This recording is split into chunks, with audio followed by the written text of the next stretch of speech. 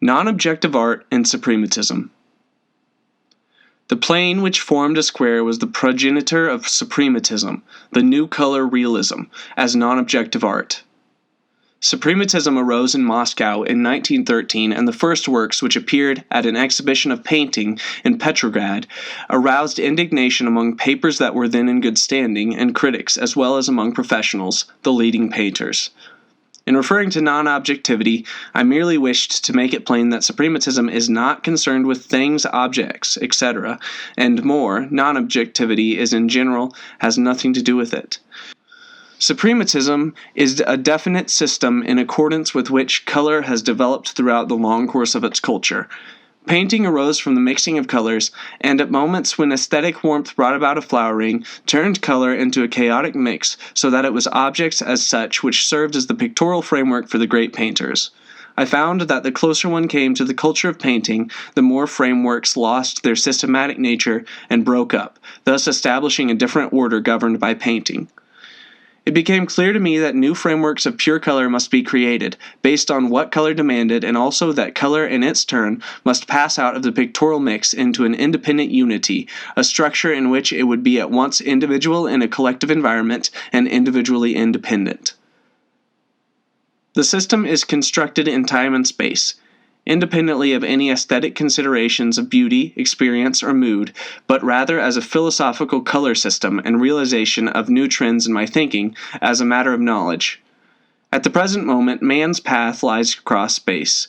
Suprematism is the semaphore of light in its infinite abyss. The blue color of the sky has been overcome by the suprematist system. It has been broken through and has entered into white, which is the true actual representation of infinity, and therefore freed from the color background of the sky. A hard, cold system unsmilingly set in motion by philosophical thought.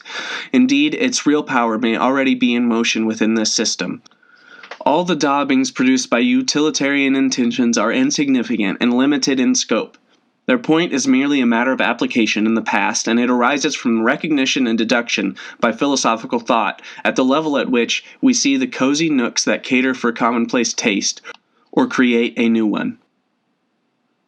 In one of its phases, Suprematism has a purely philosophical impetus, cognitive by means of color. In another, it is a form capable of application by making available a new style of suprematist decoration. But it may manifest itself in objects as a transformation or embodiment of space within them, thereby removing their singularity from the mind. It has become clear, as a result of suprematist philosophical color thinking, that the will is able to develop an artistic system when the object has been annulled in the artist's mind as a pictorial framework and a vehicle, and that as long as objects remain a framework and a vehicle, his will must go on gyrating within the compositional circle and among objective forms. Everything that we see arose from the color mass transformed into plane and volume. Every machine, house, person, and table, all are pictorial volume systems intended for particular purposes. The artist, too, must transform the color masses and create an artistic system, but he must not paint little pictures of fragrant roses, since all this would be dead representation pointing back to life. And even if his construction is non-objective but is based on the interrelation of colors, his will cannot be confined but between the laws of aesthetic planes instead of achieving his philosophical penetration.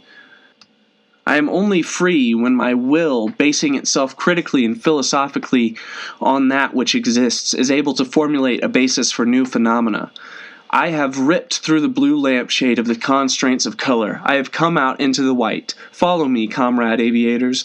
Swim into the abyss. I have set up the semaphores of suprematism. I have overcome the lining of the colored sky, torn it down and into a bag thus formed, put color, tying it up with a knot. Swim in the white free abyss. Infinity is before you.